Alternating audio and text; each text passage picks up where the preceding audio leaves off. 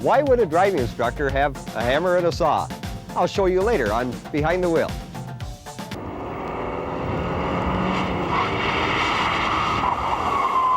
And now, Behind the Wheel with Charlie Goodman.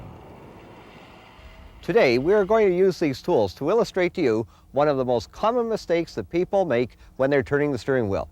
If I were hammering a nail into this table, would it not look rather silly if I were hammering using the back muscles? Much too slow, much too imprecise, no accuracy at all. No, rather, very quick motions made from the arm and the shoulder. How about with this saw?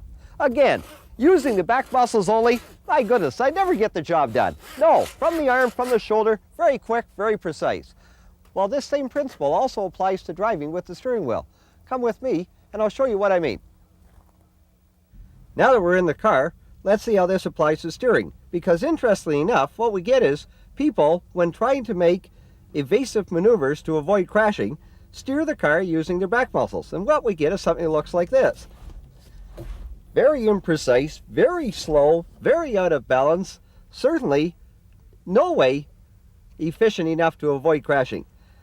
What you should be doing is positioning the seat back using the rake adjustment here at the side so that in raking the seat we can achieve the benchmark of putting our wrist comfortably on top of the steering wheel so that in this position as we move our arms down to the 9-3 position, the arms are hanging very loosely, lots of flexation available, and as I start up this car, you will notice how I can turn the steering wheel 220 degrees in either direction with no tension in the back, no tension in the neck muscles whatsoever. Very fast, very precise, very smooth.